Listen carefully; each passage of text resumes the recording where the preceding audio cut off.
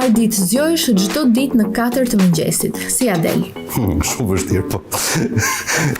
Është gjë shumë e çuditshme se si person që quhem se zakonisht rri vonë mbrëmjeve, kam pak qef të dalur në mbrëmje, të zgjohesh në 4 ishte sfidë. Por të paktën deri këto momente po e menaxhoj. Më vonë se di se si do shkoj, po të paktën për momentin po e menaxhoj. Sa orë fle gjatë një dite? 3-4. Për momentin jam ke 3-4 orë. Po mundohem ta shtoj, po gradualisht, se para orës 11 nuk më zë do të gjubi. Sa kafe pi në ditë? E di që shumë njerëz tani do fillojnë të thonë çfarë po i bën vetes tënde, po minimalisht 4 kafe. Para pune? Gjithmonë para pune. Mirëmëngjes Shqipëri është një program që ka patur disa moderator. Mendon se me ty dhe kolegen tënde do të mbyllet kjo sagë ndryshimesh? Shiko, çdo moderator i jep energjinë e tij një programi televiziv dhe në momentin e parë që rëtë shumë bëri propozimin për të qenë pjesë e Mirëmëngjes Shqipëri, e prita me shumë dashuri, e dija se çfarë rëndësie kishte për vetë televizionin ky program, si programi më i rëndësishëm i tyre, ndaj vendosa ta pranoj mbi gjitha si një sfidë personale për të sjell Arditin, për të sjell veten time, energjinë time, atë alegrinë time që më karakterizon gjatë gjithë kohës dhe besoj se po, për t'i dhënë një përgjigje mund të mbyllet kjo saga e ndryshimeve aq shumë komentuar. I ke ndjekur kolegët e mëparshëm? Si janë dukur? Jo, ç'është e vërteta nuk i kam ndjekur vetëm disa episode të vogla të tyre apo le të themi spunto të cilat mund të kenë dalë në rrjetet sociale. Po s'kam çfarë të them më shumë rreth kësaj pjese. Në kohët e sotme mund të bie shumë shpejt pre memeve, qoftë edhe për një lapsus të vogël. Beson se reklama e keqe është sërish reklamë e mirë? Absolutisht i qëndroj shprehjes që nuk ka publicitet keq, pra nuk ka reklam të keqe, por megjithatë kur vjen puna tek shfaqja e profesionalizmit dhe mbi të gjitha tek ajo çfarë ti përcjell tek publiku, ka një vijë shumë të hollë që ndan le të themi të dyja botët. Je i ndjeshëm ndaj komenteve negative në rrjet? Ja, fare. A do të futesh ndonjëherë në Big Brother? Po, pse jo? Pse mos futesha? Po mbasi të marrë Mirëmëngjes Shqipëri. Çfarë personazhi do të ishte Arditi aty brenda? Personazhi që është i vërtet, ai njeriu i zhurmës, ai njeriu i qeshur gjatë gjithë kohës që këndon kështu siç ka qefi, si do ai në çdo lloj ambienti, pa asnjë lloj problemi dhe mbi të gjitha pa asnjë lloj ndikimi për kush është vërdall, le të themi. Në fillimet e tua ishit 4 miq kolegë që nisët për një herë karrierën në televizion. Ti, Kiara, Liesa dhe Misheli. Si keni përjetuar suksesin e njëri tjetrit? Mua më bëhet të merr shumë qefi. Dhe realisht më bëhet të merr qefi për Kiarën që është në këtë moment shumë të mirë të sajnë, që doli mban dhe temi të plotësonte një ëndër mbi të gjitha për të qenë një personazh shumë i njohur, për të marrë programe të rëndësishme, për t'i moderuar ato, për t'ia besuar. E nga ana tjetër më bëhet qefi edhe për Liesën, sepse është një moment shumë të bukur tjetër saj, një moment që unë e di shumë mirë që ajo ka ëndruar dhe shpresoj që të kthehet sa më shpejt në ekran bashkë me ne. Ka pasur xhelozi mes jush? Kur, asnjëherë s'ka pasur xhelozi mes nesh dhe kjo ka qenë ajo emblema jonë, në rast se mund ta them kështu, ai etiketimi ynë, sepse dihet zakonisht përflitet, nuk thuhet me zë që mes moderatorëve, mes personazheve të njohur ka gjithmonë atë xhelozinë se a ky bëri më shumë, a ky mori diçka më tepër, po jo, mes nesh nuk ka patur asnjëherë dhe më kujtohen edhe disa momente tani që të gjithë ne jemi bërë shumë krenar për njëri tjetrin kur kemi arritur të marrim programe të mira, kur kemi marrë dhe vëmendjen, kështu që mes nesh nuk ka patur asnjëherë xhelozi. Kemi qenë gjithmonë suportues. Pse thonë që në televizion nuk mund të bësh dot miq? Sepse është ambienti ndoshta deri diku, ose ajo çfarë perceptohet nga njerëzit nuk është shpesh realiteti që është në media apo që ndodh pas kuintave. Ka probleme absolutisht, por këto probleme shpesh herë unë kam vërej që kalojnë në aspektin personal, të cilat nuk është diçka e mirë. Është punë, duhet realizuar si punë dhe duhet patur ajo fryma e grupit dhe jo për t'i kaluar më tej. Dhe prandaj vjen edhe ky kjo lloj thënie që nuk bëhen dot mirë. Po ne kemi thënë të kundërtën. Unë, Liesa, Misheli dhe Kiara kemi bërë komplet kundërtën, sepse ne erdhëm kështu si papritur në botën e medias, kush e kërkonte, kujt i erdhi në një formë pak më ndryshe dhe arritëm që të ruanim miqësinë tonë. Kush vazhdoi në media më tej, kush e la më pas, por prapë ne ruajmë po të njëjtën miqësi, siç e kemi patur, po ashtu dhe kur takohemi çdo vit her pas here që jemi të katërt, jemi po njësoj si në ditën e parë që jemi takuar në top. A ka pasur një flirt midis jush kur ende nuk ishit miq të ngushtë? Mes tesh?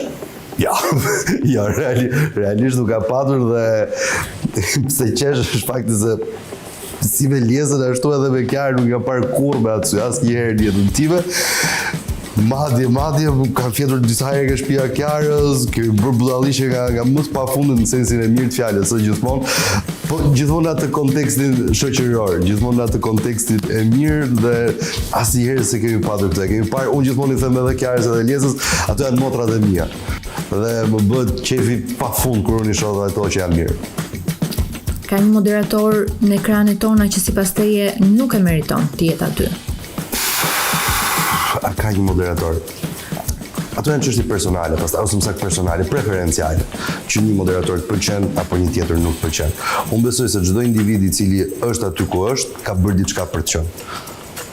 Pastaj, atë pëlqen ty, ai person apo jo, është çështje preferenciale, por nuk mund të them që ka një moderator apo moderatore që është aty pa merit. Nuk e them dot sepse e di shumë mirë se sa e vështirë është në tregun e medias që të besohet një projekt, e di shumë mirë se sa e vështirë është ta mbash mbi gjithë atë projekt dhe të dalësh më tej dhe të arrish që të bësh edhe projekte të tjera apo programe të tjera. Programi më trash, kot, që ka në ekranet tona.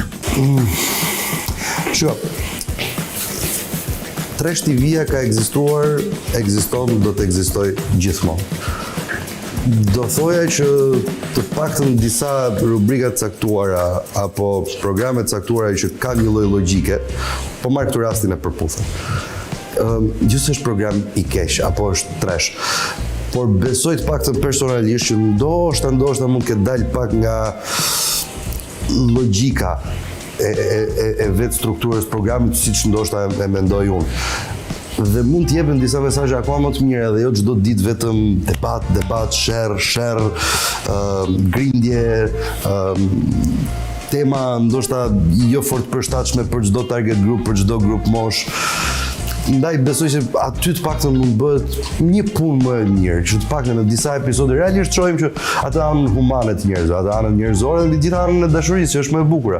Ne kemi harruar fare dashurinë, jemi bërë gjithë pothuajse akull të ftohtë, kemi harruar ndjenjat, i besojmë më shumë logjikës dhe ftohtësisë tonë dhe kemi harruar totalisht se çfarë është ndjesh për një person tjetër. Beson tek manifestimi? Shumë. Besoj tmerrsisht shumë tek manifestimi dhe realisht mundësia që më zhdon me programin e Mirëmëngjes Shqipëri është një formë manifestimi. Doja që të largohesha nga programet e showbizit, doja që të dilja arditi, doja të dilja unë vetvetja dhe po, në një program mëngjesi mund ta bësh atë, sepse kërkon shumë ritëm, kërkon shumë energji, gjithë cilën unë e kam për ditëshmërinë time dhe gjithë pa thosë, si ka mundësi më njëri që je kaq energjik. Po e bëj se e bëj me qef, e bëj me shumë pasion dhe e bëj me shumë dëshira të punë dhe s'kam ndaluar ndonjëherë të dashurit të bëri media, televizion apo radio. Për çfarë ke manifestuar më shumë së fundmi? Qetësi shpirtërore dhe qetësi mendore. Dhe jam drejt asaj rruge. Ndërkohë për aspektin profesional, besoj se një copës manifestimi më është realizuar, por ama ka mende shumë kohë dhe shumë përpara për të arritur dhe të realizuar. Je bullizuar ndonjëherë?